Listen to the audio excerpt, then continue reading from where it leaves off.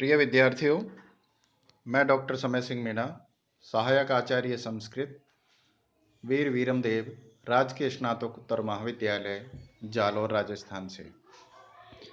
विद्यार्थियों, आज इस वीडियो के माध्यम से हम अलंकारों के क्रम में स्वभावोक्ति अलंकार का अध्ययन करेंगे। हमने इससे पहले वाले वीडियो में चर्चा की थी कि अलंकार दो प्रकार के होते हैं, शब्दालंकार और अर्थालंकार। तो यहाँ पर जो स्वभावोक्ति अलंकार है, यह अर्थालंकार की श्रेणी में आता है। आइए देखते हैं स्वभावोक्ति अलंकार को। स्वभावोक्ति अलंकार, सबसे पहले हमें चाहिए होता है कि हम संबंधित अलंकार का लक्षण लिखें। तो स्वभावोक्ति अलंकार का लक्षण है कि स्वभावोक्ति रसौचारो यथावद वस्तु वर्णनम। स्वभावोक्ति यानी स्वभावोक्ति कहलाता है असौ यानी वह चारों जिसमें अत्यधिक चमत्कार युक्त, यथावत जैसा है वैसा का वैसा ही, वस्तु यानी वस्तु का वर्णन करना, अर्थात चारु अर्थात अतिशय चमत्कार के साथ वस्तुओं का यथावत अर्थात वस्तुओं के स्वभाव के अनुसार ही वर्णन करना स्वभावोक्ति अलंकार कहलाता है। अर्थात जो वस्तु जिस प्रकार की दिखाई दे रही है उसका चमत्कार पूर्वक जैसा का जैसा ही वर्णन करना स्वभावोक्ति अलंकार कहलाता है। यह अर्थालंकार है।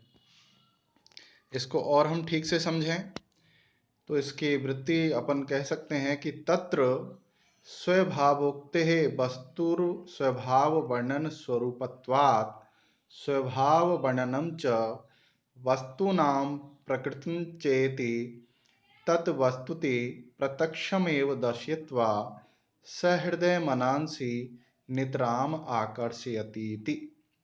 अर्थात स्वभावोक्ति अलंकारों के द्वारा वस्तुओं का स्वभाव वर्णन किया जाता है, अतएव इसे स्वभावोक्ति अलंकार कहते हैं। स्वभावोक्ति अलंकार का नाम क्यों पड़ा? क्योंकि इसमें वस्तु के स्वभाव का वर्णन किया जाता है, इसलिए इसको स्वभावोक्ति अलंकार कहते हैं।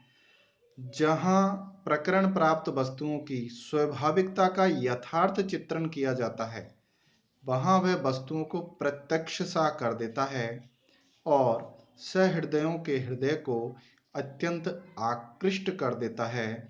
इसलिए यहाँ एक स्वभावोक्ति अलंकार की सृष्टि बन जाती है। आइए इसको हम एक उदाहरण से समझें।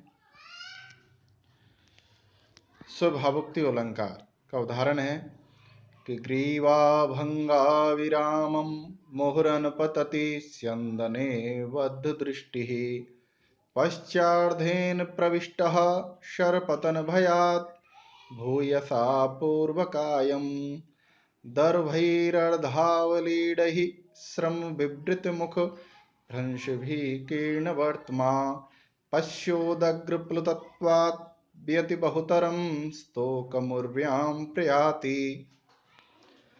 यहाँ पर यह पद्य अभिज्ञान शाकुंतलम से लिया गया है, जिसमें मृगया बिहारी अर्थात शिकार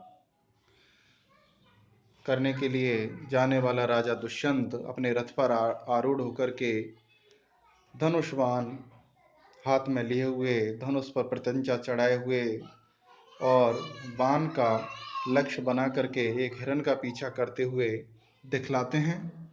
वह हिरण राजा के बाण लगने के डर के कारण किस प्रकार उसकी स्थिति हो रही है उसका इसमें वर्णन किया गया है कि गर्दन को मोड़ने से सुंदरता पूर्वक पीछे आते हुए रथ पर बार बार दृष्टि लगाए हुए, बाण के लगने से भय से शरीर के पिछले आधे भाग से पूर्व शरीर में अधिक प्रविष्ट हुआ सा और दौड़ने में परिश्रम के कारण खुले हुए मुख से गिरे हुए आधे चबाए हुए कुशों से जिसका मार्ग व्याप्त हो गया है और ऊंचा उछलने के कारण जो आकाश में ही अधिक और भूमि में थोड़ा ही चल रहा है, ऐसे मृग को देखो, ऐसा कह करके जो राजा दुष्यंत का सारथी है वह उनको बताते हैं।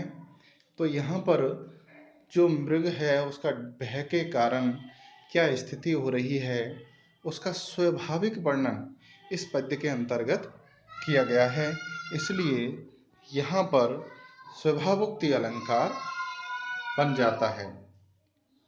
क्योंकि प्रस्तुत श्लोक में कवि कुलगुरु कालिदास ने राजा दुष्यंत के द्वारा पीछा किए जाने पर भागते हुए हिरण का अत्यंत स्वाभाविक वर्णन किया है, अतः श्लोक में स्वभावोक्ति अलंकार का लक्षण घटित हो जाता है और यह स्वभावोक्ति अलंकार है। तो विद्यार्थियों, आपको यदि वीडियो पसंद आया है तो मेरे चैनल संस्कृत अध्ययनम पर जाकर के इसको लाइक करें, सब्सक्राइब करें। आज के लिए इतना ही। धन्यवाद।